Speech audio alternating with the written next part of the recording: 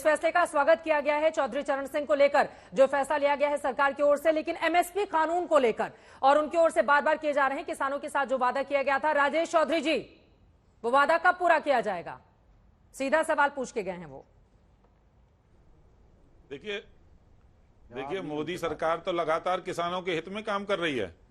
किसी सरकार ने किसानों के उत्थान के लिए जितना काम नहीं किया होगा जितना मोदी सरकार ने किया। अनेक योजनाएं हैं किसानों के लिए, लगातार नए नए रिसर्च हो रहे हैं, नए नए काम हो रहे हैं। किसानों को सब्सिडी पे खाद बीज सब उपलब्ध कराया जा रहा है। तो लेने दीजिए, जब आप बोल रहे थे वो शांति आज से हम सुन चर्चा कर रहे रहे थे थे चौधरी चरण सिंह जी पर। नहीं, आज हम कर रहे थे चौधरी चरण सिंह जी का। चौधरी चरण सिंह जी की आत्मा यदि कहीं होगी तो वो नरेंद्र मोदी जी को आशीर्वाद देती होगी, क्योंकि असली किसान का कल्याण करने का काम तो मोदी जी कर रहे हैं। ये नहीं कर पाए कभी। 2004 से 2014 तक समाजवादी पार्टी भी समर्थन कर रही थी मनमोहन सिंह जी की सरकार को। ये नहीं दे पाए भारत रत्न। इनको किसी ने रोका था क्या? इन्होंने मांग भी नहीं की कभी। मुलायम सिंह जी इनके नेता थे, अखिलेश यादव जी भी थे और उस समय भदौरिया जी भी होंगे। कभी एक बयान सुना?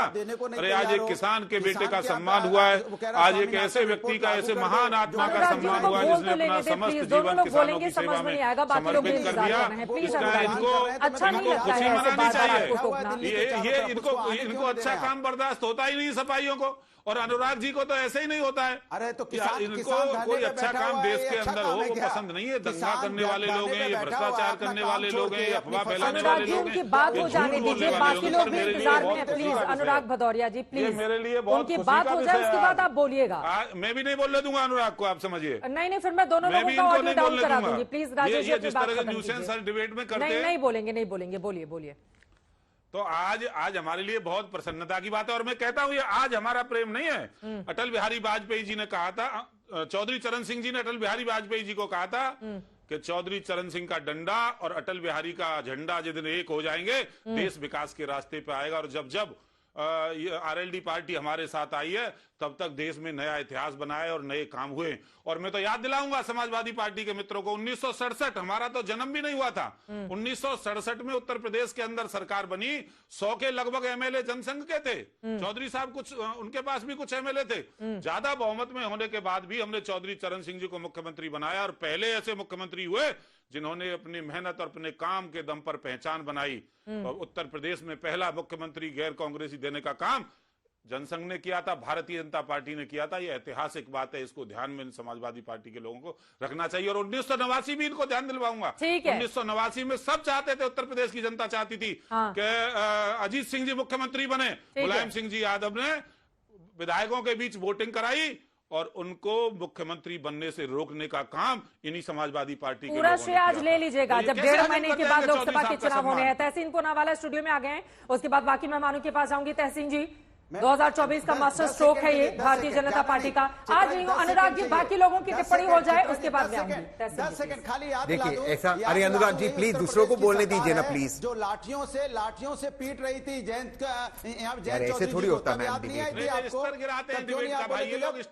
आप इन्हीं का कर दीजिए। बोलिए। देखिए दो चीज मैम, अव्वल तो जयंत चौधरी जी को और बाकी सभी नरसिम्हा राव जी और एमएस स्वामीनाथन जी के परिवार के सभी सदस्यों को ढेर सारी शुभकामनाएं। आपका जो सवाल था कि क्या ये मास्टर स्ट्रोक है, तो मैं नहीं जानता था कि भारत रत्न चुनाव के लिए मास्टर स्ट्रोक क्यों होता है। अगर ये सरकार करेगी तो दुर्भाग्यपूर्ण है, क्योंकि चौधरी चरण सिंह जी को बिल्कुल भारत रत्न मिलना चाहिए। अगर ये चुनाव के नतीजे से किया है तो मुझे लगता है ये दुर्भाग्यपूर्ण है। जयंत चौधरी जी से मेरे बहुत अच्छे संबंध है, मैंने उनको फोन करते भी बधाई दी। लेकिन जो सच्चाई है, हकीकत है, एमएस स्वामीनाथन जी और चौधरी चरण सिंह जिस चीज से खुश होते हैं, मैं इंडिया टुडे की आपको रिपोर्ट बताता हूं। अगर एमएसपी दे जो सरकार ने, जो वर्तमान प्रधानमंत्री जी ने वादा किया था, एमएसपी 50% C2 पर, यहां पर चौधरी जी बैठे हैं, बीजेपी के प्रवक्ता, ये बता दे एक मंडी देश के अंदर, एक मंडी, मैं 10 की बात नहीं कर रहा हूं, राजेश जी बता दे, जहां पर एमएसपी 50% C2 पे मिल रहा है। C2 पे एक भी मंडी में नहीं मिल रहा है, वो एक। और दूसरी बात ये बता दे कि जो जयंत चौधरी पर जो उत्तर प्रदेश की पुलिस ने लाठी बरसाया था, उसके लिए आज माफी मांग ले। ये दो चीज आजकल कहे कि हम गलत थे जब वे हाथरस की लड़की के लिए इंसाफ मांगने के लिए गए थे। उत्तर प्रदेश का एडीजीपी लॉ एंड ऑर्डर, जिसको आज आपने प्रमोट करते लॉ एंड ऑर्डर डीजीपी बनाए, उसको आप सस्पेंड करें, माफी मांग सकते हो, वो आप नहीं करोगे। तो अगर ये पॉलिटिकल स्ट्रक्चर वो गलत है। मैं इसका जवाब दूंगी। एक बड़ी खबर आ रही है, सीधे उसका रुख करेंगे। अब बाला साहब ठाकरे के लिए भी भारत रत्न की मांग शुरू हो गई है। दिलचस्प यह है कि एमएनएस अध्यक्ष राज ठाकरे ने यह मांग की है। बाला साहब ने हिंदू जनजागृति का काम किया, ये कह रहे हैं राज ठाकरे। देश के मशहूर व्यंग्य चित्रकार थे बाला साहब ठाकरे और उनको भारत रत्न मिलना चाहिए। ये देखिए, उन्होंने मराठी भाषा में लिखा है। राज ठाकरे का ये ट्वीट आपको दिखा रहे हैं सोशल मीडिया पर। उन्होंने लिखा है, देश के मशहूर व्यंग्य चित्रकार थे बाला साहब ठाकरे, उनको भारत रत्न मिलना चाहिए। तो भारत रत्न को लेकर आपको बता दें, बीते 1.5 महीने में अगर हम देखें तो 5 चेहरों को लेकर भारत रत्न के जरिए आगे बढ़ी है। सबसे पहले हमने देखा कर्पूरी ठाकुर जी को, उसके बाद आडवाणी जी के नाम का ऐलान हुआ, आज 3 नामों का ऐलान हुआ और अब बाला साहब ठाकरे को भी दिया जाए भारत रत्न, ये मांग कर रहे हैं राज ठाकरे। और इसके पहले मायावती की ओर से पूर्व सीएम उत्तर प्रदेश के, उन्होंने काशीराम जी के लिए भारत रत्न की मांग कर दी है। बीच में तहसीन जी आपकी बात को रोकना पड़ा था। बाला साहब ठाकरे के लिए देखिए, उद्धव ठाकरे जी नहीं बल्कि यहां पर मांग कर रहे हैं राज ठाकरे कि उनको भी भारत रत्न मिलना चाहिए।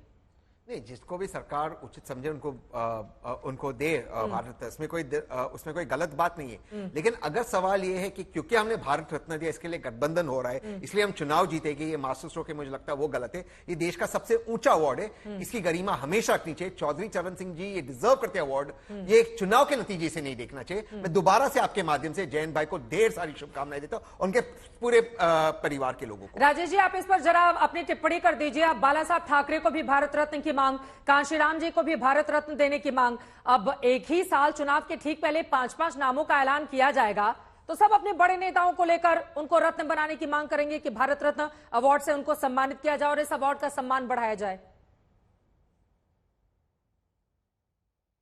देखिए, भारत रत्न देने की भी एक प्रक्रिया है। हाँ। उसके भी कुछ मानक ऐसे ही है।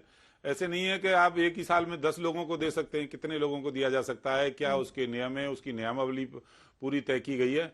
और चाहे बाला साहब ठाकरे हों, चाहे काशीराम जी हों, सब सम्मान के पात्र हैं। सबने अपने अपने क्षेत्र में अच्छा काम किया है। समय आने पर सरकार निर्णय लेती है और आगे निर्णय लेती रहेगी, और भी लोगों को मिलेगा। ऐसा नहीं है कि ये चाहे बाला साहब ठाकरे हों, चाहे काशीराम जी हों या अन्य कोई लोग हों, वो इसके पात्र नहीं है। उसके नियम है और सरकार आने उचित समय पर इसके बारे में निर्णय लेती है और लेती रहेगी। ठीक है, आप पश्चिमी यूपी से ही आते हैं, विधायक हैं आप, और भी कई ऐसे सवाल हैं कि असर पड़ेगा क्या, मैं जवाब लूंगी। लेकिन उसके पहले आरएलडी की प्रवक्ता हमारे साथ जुड़े हुए हैं, अनुपम मिश्रा जी आपके पास आते हुए, संगीत रागी जी आपके पास आते हुए। अनुपम मिश्रा जी, तो फिर जब अब मोदी जी ने कुछ छोड़ा ही नहीं है, दिल खुश कर दिया, इतनी तारीफें हो रही हैं, तो ऐलान एनडीए में जाने को लेकर देरी क्यों की जा रही है इसमें फैसला लेने में, अनुपम मिश्रा जी, जब सब कुछ हो ही गया है? तो चित्रा जी, आपका बहुत बहुत शुक्रिया। आज का दिन और आज के ये क्षण जो है वो हम सब के लिए गौरव के हैं। इस वक्त राजनीतिक टिप्पणी ना करते हुए मैं पहले ये कहूँगा कि हिंदुस्तान के करोड़ों किसानों को आज जितनी खुशी है, जो गर्व महसूस हो रहा है, उसकी अनुभूति करना भी इस वक्त मुश्किल है। प्रदेश के हर कोने से हम लोगों के पास बधाई संदेश आ रहे हैं। एक ऐसे प्रधानमंत्री, ऐसे राजनेता को यह पुरस्कार से सम्मानित किया गया है जो बहुप्रतीक्षित था। बहुत पहले इस सम्मान की घोषणा की जानी थी, लेकिन किन्हीं कारणवश नहीं हो पाया। लेकिन आज जब हुआ तो हम आपके चैनल के माध्यम से भी भारत के प्रधानमंत्री श्री नरेंद्र मोदी जी को भी धन्यवाद कहते हैं कि उन्होंने इस बात को समझा और ही लिया है, जैसा कि जयंत चौधरी जी बोल रहे हैं, तो अभी तक इंतजार किस बात का किया जा रहा है? मेरा ये सीधा सा सवाल था। ये भूमिका तो हम लोग सुन चुके हैं आज सुबह से ही। उन्होंने नहीं, आप सुनिए मेरे, आप मुझे थोड़ा समय दीजिए। दिल तो जीता इन्होंने, सिर्फ जयंत चौधरी जी का दिल नहीं जीता है, उन्होंने हिंदुस्तान के 70 करोड़ किसानों का दिल जीता है जो खेतों और खलिहानों में रहते हैं। ये पुरस्कार सिर्फ चौधरी चरण सिंह जी को नहीं, असंख्य लोगों को मिला है और खेतों और खलिहानों को मिला है। ये भारत के उस हर श्रमिक को मिला है, कामगार को मिला है जो अपने जीवन को खपाता है कृषि में। तो मैं आपसे जो आपका सवाल है उसका जवाब दे रहा हूं, ये सिर्फ जयंत चौधरी जी का दिल नहीं जीता है, करोड़ों किसानों का दिल जीता गया है। हर उस इंसान का दिल जीता गया है जो हिंदुस्तान की राजनीति में ऐसे चमकते हुए सितारे अनुराग भदौरिया तो नहीं मान रहे हैं इस बात को, उन्होंने इतने ऐतिहासिक कदम लिए हैं। नहीं, अनुराग जी भी मान रहे हैं, अनुराग जी मान रहे हैं। अनुराग जी ने कहा उन्हें प्रसन्नता है, बिल्कुल उनको प्रसन्नता, हमारे मित्र हैं, साथी, उनको बहुत खुशी है। अभी मुझे मिले तो उन्होंने कहा उन्हें अपार खुशी है। राकेश टिकैत जी को भी बहुत खुशी है, चौधरी जी को। ऐसा हिंदुस्तान में किसी भी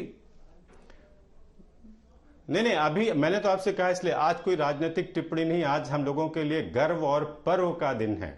आज हम सब लोग, हमारी पार्टी के लोग हों या अन्य पार्टियों के लोग हों, जो भी राजनीतिक रूप से, सामाजिक रूप से सक्रिय हैं, वो सब बहुत खुश हैं। हम लोगों को निरंतर इस बात के संदेश मिल रहे हैं। तो मैं चाहता हूं आज का दिन राजनीति का न हो करके आज का दिन हर्ष और उल्लास का होना चाहिए। राजनेताओं से तो राजनीति की बात पूछी जाएगी ना, ठीक है सर, वरना फिर यहाँ पर बाकी लोगों को बिठाकर मैं बात कर लेती इस पर। राजनेताओं से तो राजनीति की बात होगी ना। ये बेचारे आपके साथ मीटिंग करते रह गए, उधर जयंत चौधरी जी ने कह दिया मोदी जी ने दिल जीत लिया है, मैं कैसे मना करूं। तो यही तो राजनीति है ना, इधर वाले को परेशान करके उधर वाले को खुश कह रहे हैं और कह रहे हैं राजनीति नहीं करूंगा।